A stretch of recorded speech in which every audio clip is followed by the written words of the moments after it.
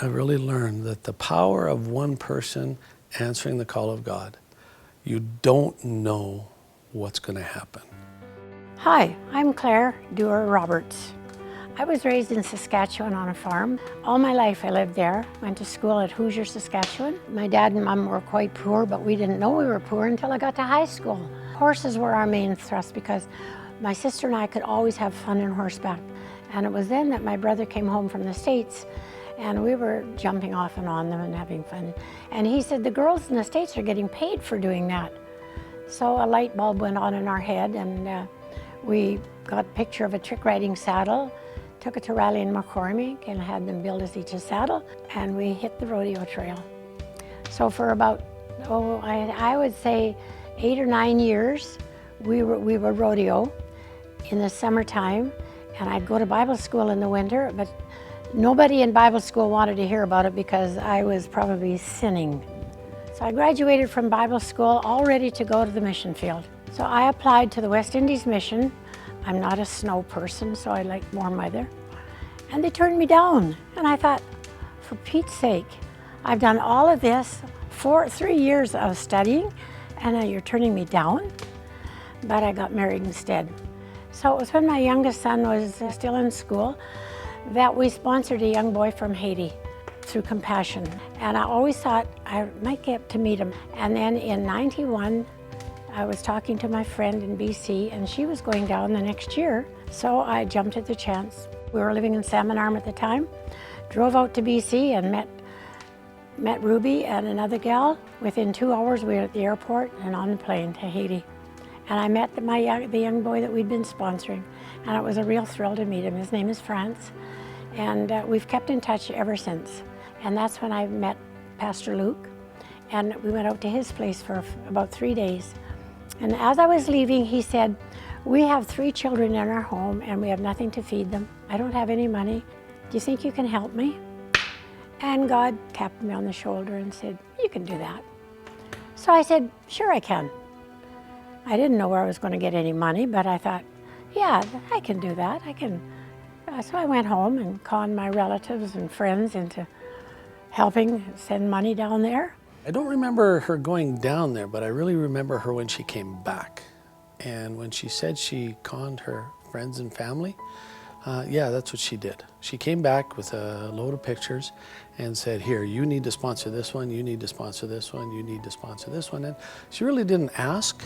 We had already at least 12 kids or 14 kids in the home. So we did. We made a board and we called it Heart to Heart Children's Home in Haiti. I went down every year for 25 years. So that's how it all started, and I guess that's how you need to start things, because if you ask, people will always come up with an excuse, right? And interestingly enough, Michelle and I got Mark.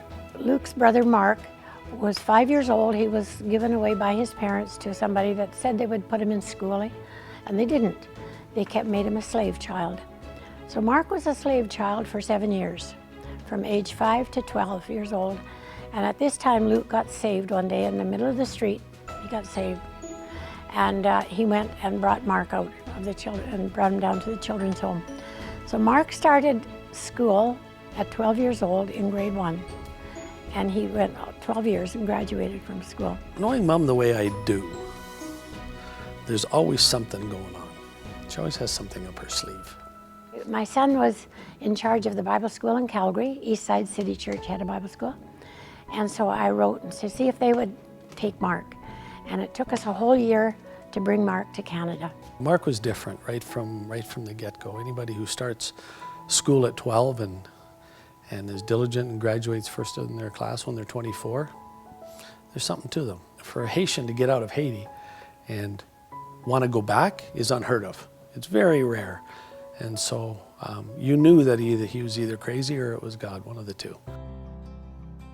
It would be 48 years ago that Mom and Dad said, yeah, okay, we'll sponsor this one kid for about $10 a month. So who would know that in 48 years, $10 a month would equate to 2 schools with 1,000 children being educated every day, hundreds of people being fed every day, hundreds of people having medical care every week, babies being rescued.